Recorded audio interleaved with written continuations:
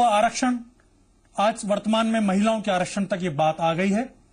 अल्पसंख्यकों के आरक्षण की मांग उठने लगी है और उन सबके बीच में इस देश की सत्तारूढ़ पार्टी कांग्रेस पार्टी के वरिष्ठ नेता ने एक नया चुनावी शिकूका छोड़ा कि इस देश के अंदर आरक्षण का आधार जातीय नहीं बल्कि आर्थिक होना चाहिए। इस बात ने इस देश में वापस एक बहस छिड़ दी है कि क्या जातीय आधार पर आरक्षण तर्कसंगत था। 80 साल के बाद में इस देश को जातीय आरक्षण ने क्या दिया, आज हम आपकी आवाज में इसी मुद्दे पर चर्चा करेंगे। हमारे साथ यहाँ पैनल मौजूद है। इस पैनल से चर्चा शुरू करें उससे पहले देखते हैं पैकेज, जिस पैकेज में इस देश के वर्तमान आरक्षण व्यवस्था को दर्शाया गया है। अब ये सामाजिक न्याय की अवधारणा जातिवाद में बदल गई है, जो नौकरियों से आर्थिक उन्नति से लेकर चुनाव तक दिखाई देती है और सभी राजनीतिक दल उसमें फंसते हैं। कहने को महासचिव, लेकिन कांग्रेस के नीति निर्धारकों में से एक। सोनिया गांधी की कोर कमेटी के सदस्य, गांधी परिवार के पुराने करीबी और पार्टी के सबसे वजनदार चेहरों में से एक जनार्दन द्विवेदी ने आम चुनावों से ठीक पहले एक नया शिगुफा छेड़ दिया। शिगुफा भी ऐसा जो देश के सामाजिक ढांचे पर एक नई बहस की शुरुआत कर दे। सवाल खड़ा होने लगा कि क्या जातीय आधार पर आरक्षण खत्म होने का वक्त आ गया है। एक बार फिर सुनिए जनार्दन द्विवेदी का वो बयान जिसने सियासी हलके में खलबली मचा दी। अब ये सामाजिक न्याय की अवधारणा जातिवाद में बदल गई है, जो नौकरियों से आर्थिक उन्नति से लेकर चुनाव तक दिखाई देती है और सभी राजनीतिक दल उसमें फंसते हैं। मैं मानता हूं कि इसको तोड़ने की जरूरत है। मैं राहुल जी की शैली से आपके माध्यम से अपनी पार्टी को सलाह दे रहा हूं। हमारी पार्टी का घोषणा पत्र बन रहा है, उसमें उन्होंने बहुत सारे लोगों को शामिल किया है, अलग अलग वर्गों की राय ले रहे हैं। उसका काफी हिस्सा मीडिया के लिए भी खुला है, समाचार भी आ रहे हैं, आप सब लोग दे रहे हैं। तो मैं भी उसका लाभ उठाते हुए उन्हीं की शैली से उनसे ही अनुरोध करता हूं कि वे अब एक हिम्मत करके बड़ा और कड़ा फैसला करें।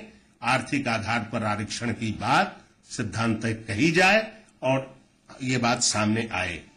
कांग्रेस पार्टी ने द्विवेदी साहब के बयान से किनारा करने में देर नहीं लगाई, लेकिन 67 साल पुराना देश का इतिहास खंगालने पर पता चलता है कि पंडित जवाहरलाल नेहरू से लेकर राजीव गांधी तक कई बार जातिगत आरक्षण को सामाजिक ढांचे के खिलाफ बता चुके हैं। मसलन 27 जून 1961 की पीएम पंडित जवाहरलाल नेहरू की चिट्ठी का ये अंश देखिए। हाल में मुख्यमंत्रियों के साथ हुई बैठक में राष्ट्रीय एकता पर चर्चा के दौरान लोगों को आर्थिक आधार पर मदद देने की बात हुई, न कि जातीय आधार पर। ये सच है कि हम अनुसूचित जातियों और जनजातियों को मदद देने के लिए कुछ कानून और परंपराओं में बंधे हैं, वो मदद के हकदार भी हैं, लेकिन बावजूद इसके मैं किसी भी तरह का आरक्षण पसंद नहीं करता, विशेष रूप से नौकरियों में। मैं कठोरता से हर उस चीज के खिलाफ हूँ जो अयोग्य और दोयम दर्जे तक पहुँचाने वाला हो। मैं अपने देश को हर मामले में पहले दर्जे पर रखना चाहता हूँ। जिस पल हम दोयम दर्जे को प्रोत्साहित करते हैं उसी पल हम हार जाते हैं। राजीव गांधी के दौर में 29 अगस्त 1990 को कांग्रेस कार्य समिति के प्रस्ताव में भी आर्थिक आधार पर आरक्षण की वकालत की गई थी। सवाल ये नहीं है कि जनार्दन द्विवेदी ने उसी बहस को दोबारा क्यों शुरू किया। मुमकिन है कि ये कांग्रेस की किसी सोची समझी रणनीति का हिस्सा हो, लेकिन वक्त ये सोचने का जरूर है कि 6 दशक बीत जाने के बाद भी आरक्षण कितने जरूरतमंदों को बैसाखी दे पाया। सरकारी नौकरियों में एससी वर्ग को 15% और एसटी वर्ग को 7.5% आरक्षण है, लेकिन इनकी कुल भागीदारी आज भी केवल 12% है। सामाजिक ढांचे को लेकर बहस की जरूरत एक बार फिर महसूस होने लगी है, लेकिन सच्चाई ये है कि सामाजिक ढांचे का इस सवाल हमेशा सियासत के भंवर में फंसा रहता है। सियासी सरोकारों के तराजू में समाज की जरूरतों को तोला जाता रहा है। हैरानी की बात यह है कि एक बार फिर आरक्षण का ये सवाल आम चुनावों से ठीक पहले ही उठाया गया है। ब्यूरो रिपोर्ट, जी मीडिया। 80 साल की आरक्षण व्यवस्था ने चंद जातियों के अंदर अधिकारियों की एक फौज खड़ी कर दी। फिर भी जो समाज का वास्तव में वांछित तबका था, आज भी वो अपने उत्थान के इंतजार में है। इसी बीच जो उच्च वर्ग के लोग थे, गरीबी के आकंठ में वो डूबे हुए अपने उत्थान का इंतजार कर रहे हैं। इसी मुद्दे पर हम चर्चा शुरू कर रहे हैं। सबसे पहले मैं आऊंगा कांग्रेस पार्टी के वरिष्ठ नेता और जो लंबे समय तक प्रदेश के अंदर राज्य की जो अन्य पिछड़ा वर्ग आयोग था जिसने कि आरक्षण की व्यवस्था को राजस्थान में लागू किया, उसके अध्यक्ष हैं सत्यनारायण सिंह जी से। सत्यनारायण सिंह जी, आपकी पार्टी के वरिष्ठ नेता है, चुनाव के 2 महीने पहले एक बात कहते हैं कि इस देश के अंदर जातीय आधार पर आरक्षण खत्म हो, आर्थिक आधार पर आरक्षण होना चाहिए। आपका क्या मानना है? देखिए, उनके कथन को किस प्रकार से बताया गया है वो बात दूसरी है, मगर इस देश में जातीय आधार पर आरक्षण है ही नहीं। संविधान के अंदर वर्ग शब्द यूज किया गया है। जिन वर्गों के साथ में छुआछूत होती थी वो शेड्यूल कास्ट या अनुसूचित जाति बन गए। जो जंगल के अंदर थे और जंगल के ऊपर आधारित थे वो शेड्यूल ट्राइब हो गए। और जो लोग सामाजिक रूप से जो वर्ग, उसमें सभी शूद्री नहीं आते, उसमें सवर्ण जातियां भी आती हैं।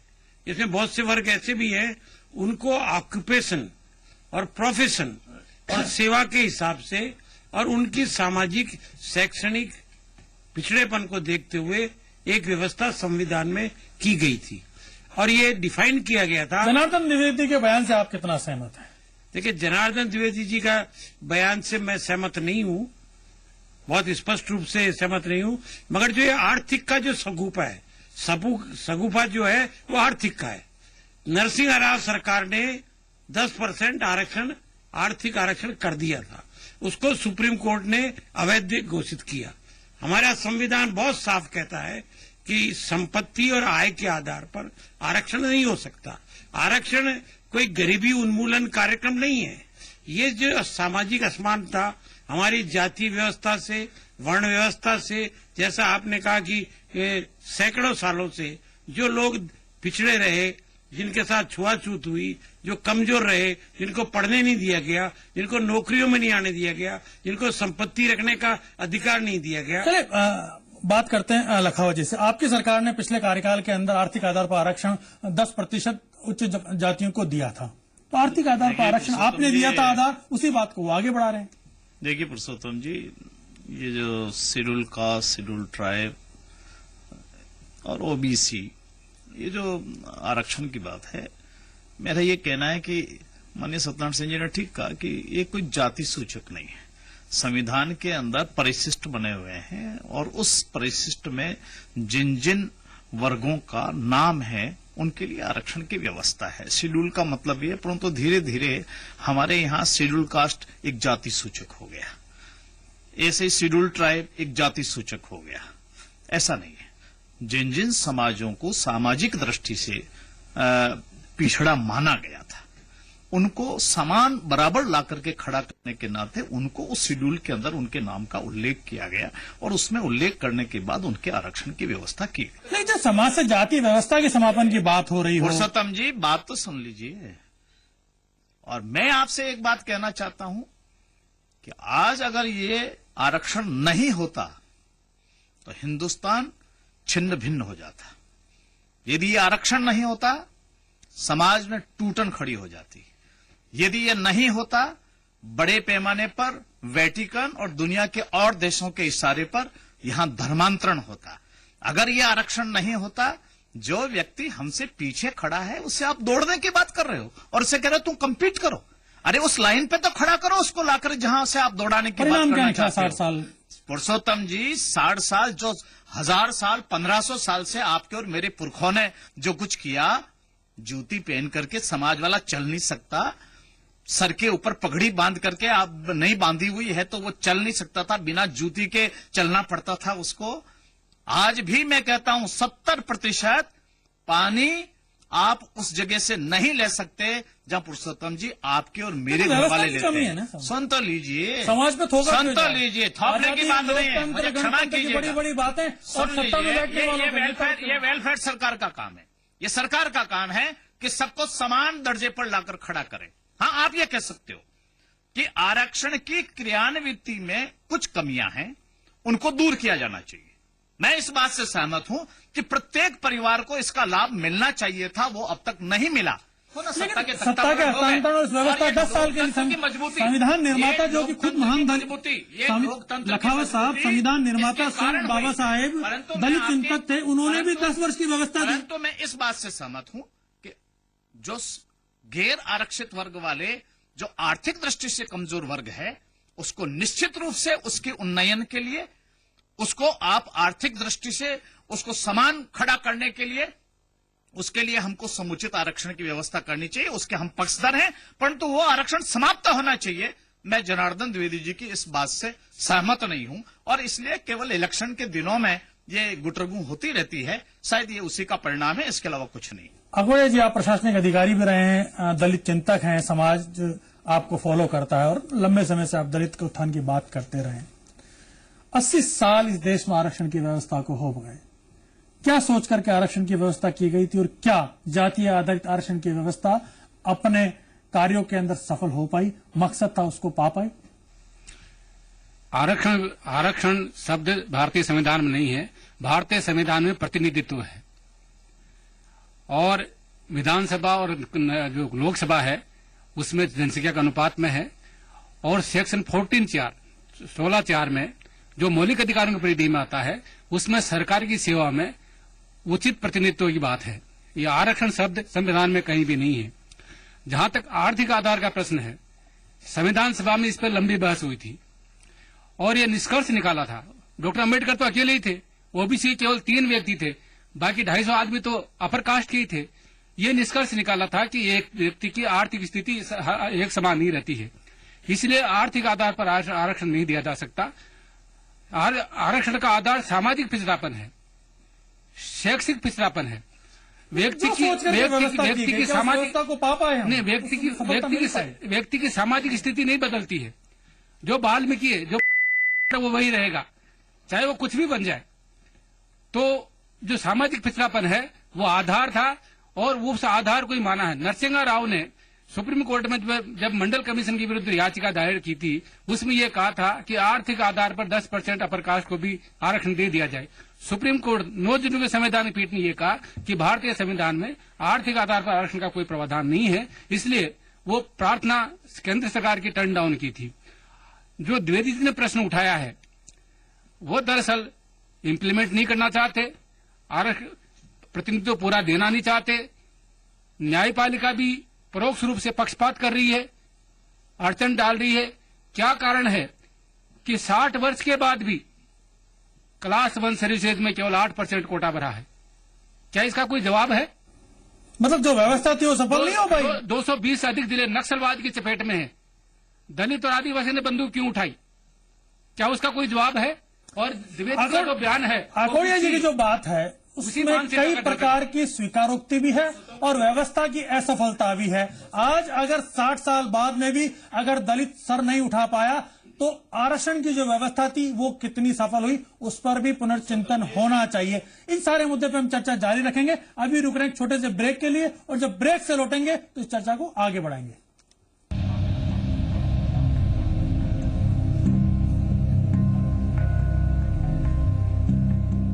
ये दुर्भाग्य ये था कि कांग्रेस का भ्रष्टाचार के एक के बाद जो स्कैंडल खुलते चले गए। अर्थशास्त्री ने अर्थशास्त्र का जब बेड़ा गर्क कर दिया। गुजर आंदोलन में जिस प्रकार की फायरिंग हुई, आपको लगा कि मैं कई मौके पे आप असफल रहे? मैंने कहा मेरा पुलिस का कोई अधिकारी दोषी नहीं है, अगर दोषी है तो विभाग का सबसे प्रमुख मैं उसका दोषी हूँ।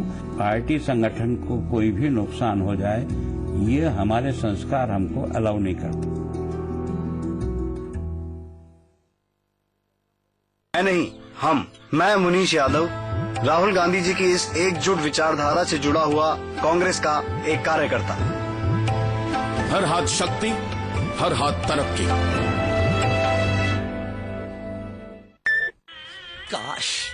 काश ड्रीम नियो ली होती और 110 सीसी इंजन होता, 74 किलोमीटर की माइलेज मिलती, गजब होंडा टेक्नोलॉजी होती, अक्षय से मिलता, फैमिली को विदेश घुमाता, ड्रीम नियो की एड में आता। क्या तुम मत करना ये गलती। पेश है ड्रीम नियो, अक्षय से मिले विदेश भी जाएं ऑफर। जल्दी करें, होंडा डीलरशिप जाएं। फ्रेश फ्रूट्स का fresh taste, Tops jam, life में लाए मजा। काश ड्रीम नियोली होती और 110 सीसी इंजन होता, 74 किलोमीटर की माइलेज मिलती, गजब होंडा टेक्नोलॉजी होती, अक्षय से मिलता, फैमिली को विदेश घुमाता, ड्रीम नियो की एड में आता। क्या यार, तुम मत करना ये गलती। पेश है ड्रीम नियो, अक्षय से मिले विदेश भी जाएं ऑफर। जल्दी करें, होंडा डीलरशिप जाएं। जम के खाओ, खूब पचाओ। माहेश्वरी फार्मास्यूटिकल द्वारा निर्मित त्रिंगासव खून की कमी को दूर करे, तंदुरुस्त और स्वस्थ बनाए। आयुष द्वारा प्रमाणित त्रिंगासव। लुक में तेरे ऐसा छुआ, दिल का बीट रिमिक्स हुआ। क्या लुक है, क्या लुक है, क्या लुक है, मेरी जान लुक है, क्या लुक है, क्या लुक है, मेरी जान लुक है। भाव तो मिलेगा जब आप चलाएंगे नई अल्पाइन व्हाइट टीवीएस फीनिक्स 125। ये आपकी नई टीवीएस फीनिक्स, 100 और एक राइड मिलेगी। टीवीएस फीनिक्स 125, अब लाइफ का गियर बदलो। रसोई में खाना होगा मजेदार। पेश है पीसीएम के रेडी टू यूज मसाले जायकेदार। पीसीएम पारंपरिक स्वाद का खजाना, पीसीएम के मसाले ही लाना।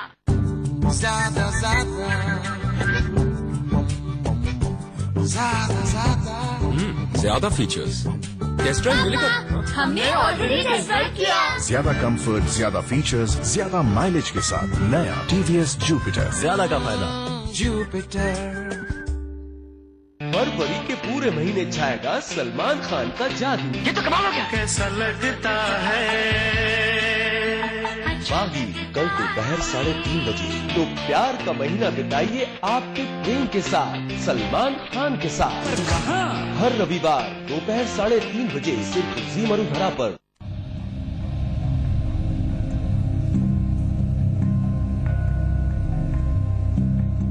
क्या आरक्षण की व्यवस्था पे पुनर्विचार होना चाहिए या जो मौजूदा व्यवस्था है उसमें सुधार की गुंजाइश है? आइए इस चर्चा को आगे बढ़ाते हैं। मैं एक बार वापस, मैं जो जयपुर के लोग इस लड़ाई को लड़ रहे हैं या इस मुद्दे पर जो समर्थन विरोध करते हैं उनके बीच में एक बार मैं आना चाहूंगा। मैं एक बार आपसे शुरू करना चाहूंगा। आप लंबे समय से आरक्षण व्यवस्था और समतामूलक समाज की बात कर रहे हैं। समता तो तब आ पाएगी ना जब सबका पेट भरा हो, हर कोई सम्मान से पगड़ी लगा के चल ले, तब समाज में व्यवस्था आ पाएगी। देखिए कि दोनों जो प्रमुख राजनीतिक पार्टियां हैं, ये दलित को जो हजारों साल पुराना शोषण हुआ है उसका आज राग अलाप रहे हैं। दोनों पार्टियां ये नहीं चाहती कि ये दलित वर्ग का व्यक्ति है, ये सिर उठा करके अपने आप को सामान्य वर्ग के बराबर आ ले। ये मेला पक्ष बोल रहे, उजला पक्ष क्यों नहीं बोल रहे? आज दलित समाज का बच्चा है, कम्पीट करके जनरल की कैटेगरी में आ रहा है, जनरल से बराबर वो नंबर ला रहा है, उजला पक्ष क्यों नहीं देख रहे? आज प्रमोशन पा करके जो भाई हम बराबर के आते हैं, हम उनको कह रहे हैं आप हमारे बराबर के भाई हो गए हो, अब आपको किस बात का आरक्षण? आपके समाज के और जो पिछड़े हैं, जो दलित वास्तविक वंचित लोग हैं, उनको आरक्षण का लाभ मिलना चाहिए। सरकार और राजनीतिक पार्टियां उनको इस आरक्षण का टुकड़ा दिखा दिखा करके इनको तय जिंदगी सदियों तक इनको वंचित और दलित ही बनाए रखना चाहती है। समता आंदोलन ने एक लड़ाई छेड़ी है और सुप्रीम कोर्ट ने एम नागराज के फैसले में कहा है कि जिन जातियों का एडिक्वेट रिप्रेजेंटेशन हो गया है उनको इस आरक्षण की सूची से, शेड्यूल से बाहर करिए। कौन सी राजनीतिक पार्टी है जिसको पहल कर रही है? कोई नहीं कहता, सब वोटों की राजनीति से डरते हैं। उन्होंने कहा है, लेकिन जिस व्यवस्था में आज भी आपके दफ्तरों के अंदर क्या दलित कर्मचारी के साथ दुर्व्यवहार नहीं होता? का कोई भेदभाव नहीं है, बराबर उठते हैं, बराबर साथ खाते हैं, बराबर की तनख्वाह लेते हैं, साथ साथ बैठते हैं, गले मिलते हैं। और ये राजनीतिक दल है, ये भेदभाव करना चाहते हैं। चले, हमारे साथ बैरवा साहब है, एससी स्टेशन चलाते हैं लंबे समय तक। आप देश की सबसे बड़ी व्यवस्था जो है रेल, उसके अंदर आपने काम किया है दलित समाज के लिए। क्या लगता है समाज की व्यवस्था बदल पाई? देखिए, मेरा यहाँ ये कहना है कि जब आरक्षण की बात उठती है तो पक्ष में और विपक्ष में अपने अपने ढंग से बिंदु रखे जाते हैं, लेकिन समझना इस बात को चाहिए कि आरक्षण वास्तव में लागू क्यों किया था। उसको छोड़िए, आज क्या हालात? मैं वही बताना चाहता हूँ। वही जब तक ये नहीं जानेंगे कि आरक्षण वो तो बताया है, सबने बताया, सबको पता है इस देश को। हम देश का हर बच्चा स्वीकार करता है कि हमारे पुरखों ने अत्याचार किया, उसकी एक तरीके से कंपनसेट करने की कोशिश हो रही है आरक्षण की। ये कंपनसेट की बात नहीं है, ये अधिकार की बात है। और जैसा मैं लखावत साहब के व्यू से सहमत हूँ कि वास्तव में यदि आरक्षण का प्रावधान उस समय नहीं किया होता तो देश एकजुट नहीं होता। आज क्या हालात है? आज की जहाँ बात है, जो मेरे साथी अभी बता रहे थे, ये पूरी तरह 100% झूठ है। मतलब रिप्रेजेंटेशन और 3 बिंदु जो नागराज ने बताए कि इनके सोशल स्टेटस में कोई चेंज आया है, इनकी आर्थिक स्थिति में कोई बदलाव आया है, वो कुछ नहीं आया है। और जो जनरल स्टैंडर्ड से लोगों के आने की बात है, मैं आपको चैलेंज के साथ कहता हूं कि जिस दिन राजस्थान सरकार के अंदर 16% शेड्यूल कास्ट के लोग, 12% शेड्यूल ट्राइब के लोग आरपीएससी और रिक्रूटमेंट में जनरल मेरिट से सेलेक्ट होके आ जाएं, उस दिन आप आरक्षण बंद कर देना। आप बताइए सहरियाओं से कितने निकल पाए? यदि ऐसा है, सहरिया में से, भील में से, सहरिया, भील और जो मीणा है, सर यदि ऐसा है तो हमारे जो उन जाति के लोग हमारे वर्गों में हैं, ये उनकी चिंता का विषय है, ये इनकी चिंता का विषय नहीं है। इस मुद्दे को आगे उनके लिए चिंतित है, न हमारे लिए चिंतित है। क्यों नहीं आरक्षण की जो जाति व्यवस्था है, वर्ग व्यवस्था है, उसी में एक आर्थिक आधार का पैमाना भी डाला जाए कि जो वास्तव में दलित है, पिछड़े में, गरीब हालात में, उन्हें प्राथमिकता मिले आरक्षण के अंदर। आज की तारीख में एसटी समुदाय के अंदर अगर गरासिया है, भील है, तो उसे उचित प्रतिनिधित्व मिले तो व्यवस्था सही नहीं चल पाएगी। पुरुषोत्तम जी, ये बात बिल्कुल ठीक है कि समाज के सब वर्गों को समान रूप से प्रतिनिधित्व मिलने का उद्देश्य संविधान में आरक्षण की व्यवस्था करते समय या प्रतिनिधित्व की बात कहते समय कही गई थी। उसमें से नहीं हो पा रहा है तो उस कमी को ठीक करिए, आरक्षण को समाप्त करिए, ये विषय नहीं है। ठीक है, करने की एक प्रक्रिया है कि जो आर्थिक आधार पे। आप सुन लीजिए, आपने प्रश्न खड़ा किया, ये बहुत सेंसिटिव विषय है ना, ये सामान्य विषय नहीं है। मुद्दा वही है। मैं बात कहां शुरू करना चाहता था जब आकोदिया जी ने यह बात कह दी कि नक्सलवाद और वो क्यों फैल रहा है। मुझे क्षमा कीजिएगा, नक्सलवाद आरक्षण के कारण से नहीं फैल रहा है या आरक्षण की विफलता के कारण नहीं फैल रहा है। नक्सलवाद फैल रहा है तो असंतुलित विकास के कारण से फैल रहा है। उस एरिया का संतुलित विकास होना चाहिए था, वो नहीं हुआ।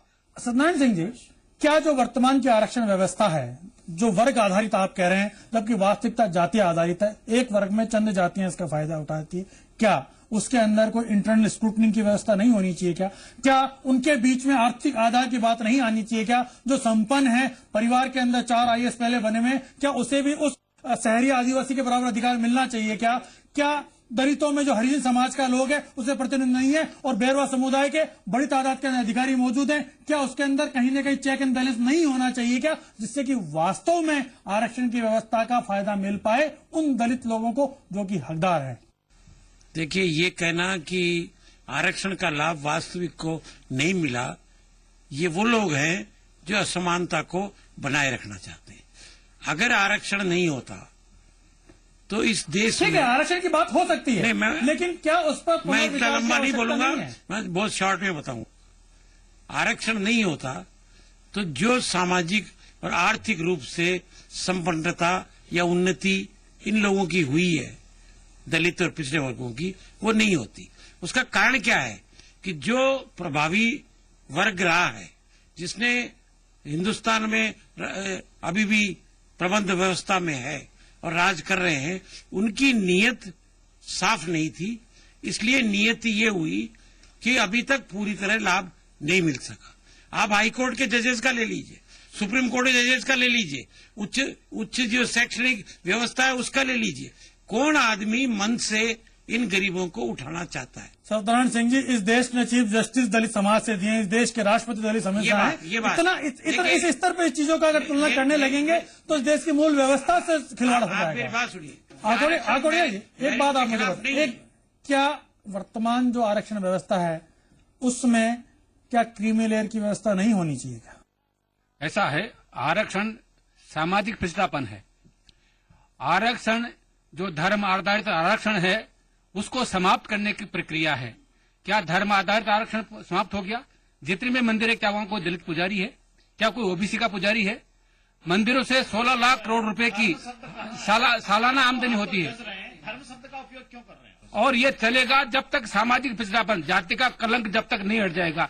एक आदमी ब्राह्मण का तमका लेके क्यों जिए, एक दलित का कलंक लेके क्यों नीचे गर्दन करके चले, इस पे सोचने की जरूरत है। बिल्कुल, यही आरक्षण का यह मुद्दा वाजिब है कि जिस सामाजिक बेड़ियों को हमने पनपाया, क्या उसे हम तोड़ने के लिए तैयार हैं? लेकिन उन सब के बीच में से अगर समाज को तोड़ने की बात आती है सामाजिक बेड़ियों के बजाय, तो वो भी चिंता का विषय है। समाज तोड़ने से नहीं, समाज को जोड़ने से आगे बढ़ेंगे। हाँ, सामाजिक बेड़ियों को तोड़ना उचित होगा। अभी रुक रहे हैं हम एक छोटे से ब्रेक के लिए। जब ब्रेक से लौटेंगे तो हम हमारे पैनल के अलावा जो मौजूद हमारे यहाँ पे मेहमान है उनसे चर्चा करेंगे कि क्या वर्तमान जातीय आरक्षण व्यवस्था इस देश का भला कर रही है।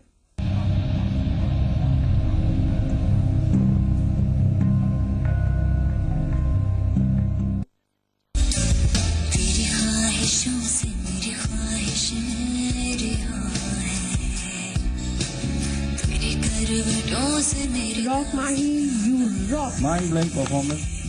माही, आप क्यों रो रहे हो?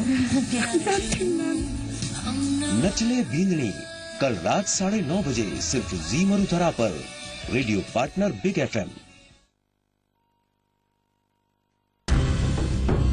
BA, BSc, MBA किया है लेकिन फिर भी नौकरी नहीं मिलती। डिग्री है फिर भी अच्छी सैलरी वाली नौकरी के लिए तरस रहे हैं। ये सब मुमकिन है कम वक्त और कम पैसा खर्च करके एक ऐसा कोर्स करने से जो आपको कामयाबी की बुलंदियों तक पहुंचा देगा। करोल बाग में मौजूद है ये ASET training and research institute. हम सिखाते हैं बच्चों को कि स्किल हाथों में कैसे आए और वो स्किल ऐसी हो जो नौकरी दिला सके, जॉब दिला सके। Robotics, cloud computing, CCIE training, SAN networking, ethical hacking, security, computer hardware और सॉफ्टवेयर की दुनिया के ये वो कोर्सेज हैं जो किसी भी स्टूडेंट को एक सामान्य कंप्यूटर ग्रेजुएट से कहीं आगे और कहीं ज्यादा बेहतर बनाते हैं। ASET training and research institute.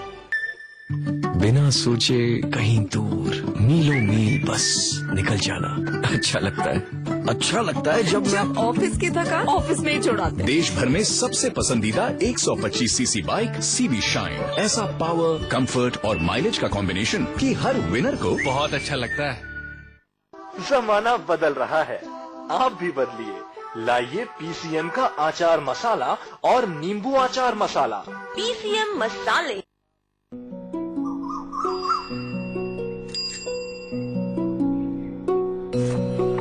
कुछ पाने के लिए कुछ काम करना पड़ता है, मेहनत करनी पड़ती है, चाहे वो फसल हो या बदलाव। बदलाव के बारे में सिर्फ बात करना ही काफी नहीं, काम करना भी जरूरी है। जानकारी और भागीदारी से नया भारत बनाएं। आई एम इन, क्योंकि मुझे देश में बदलाव लाना है। और आप? फ्रेश फ्रूट्स का fresh taste. Tops jam, life में लाए मजा। Eon, the future of LED lighting. Let's energize our savings with lower energy consumption. Eon LED lighting, energizing smiles. समृद्ध किसान है विकास की बुनियाद। लहलहाते खेत बदल रहे हैं देश की तस्वीर। नई तकनीक, नई उम्मीद। महिंद्रा समृद्धि इंडिया एग्री अवार्ड्स 2014 रविवार शाम 5:30 बजे।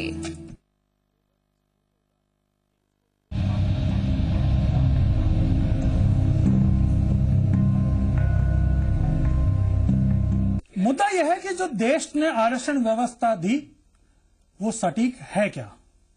अभी भी मेरा एक सवाल जिंदा है कि क्या जयपुर और राजधानी के आसपास के चंद लोग अगर बड़े पैमाने पर IAS और IPS बन गए तो आरक्षण व्यवस्था सफल हो पाई? क्या आदिवासी बांसवाड़ा, डूंगरपुर के जंगलों में जो रह रहे हैं, सहरिया और भील, क्या उस आरक्षण का वो लाभ उठा पाए? क्यों नहीं मौजूदा आरक्षण व्यवस्था पर पुनर्विचार हो? और जो सुझाव जनार्दन द्विवेदी ने दिया कि आज समाज सामाजिक व्यवस्था से बदल गया है, आज इस देश के अंदर आकलन आर्थिक आधार पर होने लगा है, तो क्यों नहीं आर्थिक आधार आरक्षण का आधार बने? आइए हमारे पैनल के बीच में चलते हैं। आप लोगों के बीच में बात निकल करके आती है, आम आदमी के बीच के अंदर क्या लगता है आज समाज उस जातीय व्यवस्था में है या उससे कुछ बाहर आ पाया?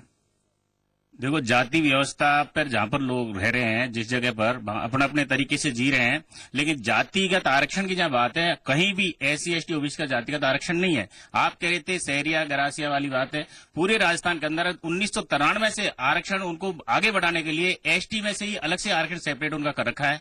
SC का आरक्षण उन लोगों को बढ़ाने के लिए SC में 5% अलग से दे रखा है। इसलिए जो भी जहां पर जिस तरह की कमी आरक्षण के अंदर होती है उसकी व्यवस्था राजस्थान सरकार समय समय पर करती रही है। और जब तक ये जब तक आपस में जातिवाद का, जिस तरह हमारे पास दलित भाइयों के साथ में अत्याचार होता है, देश का अगर राष्ट्रपति भी SC का होगा और अगर वो किसी प्रोग्राम में मंदिर के अंदर किसी प्रोग्राम में उद्घाटन करने जाएगा तो उसके उद्घाटन के बाद उसको गंगा जल से धोया जाएगा। देश का राष्ट्रपति होने के बाद भी ऐसी विडंबना है कि जो आरक्षण हमें दिया गया दलित आदिवासियों को, वो हमारी सामाजिक परिस्थितियों के कारण दिया गया है। जब तक हमारे ऊपर जो कलंक है ये खत्म नहीं होगा, तब तक आरक्षण बरकरार रहेगा। रही जिस तरह समय समय पर जिस तरह आरक्षण में कोई परेशानी है, उसका बार बार न्यायपालिका द्वारा या कार्यपालिका द्वारा अलग अलग विचार रखे गए हैं। आपने अभी देखा होगा पूरे इंडिया के अंदर आज की तारीख में 22.5% आरक्षण होने के बाद भी 8% क्लास 1 ऑफिसर हमारे काम कर रहे हैं।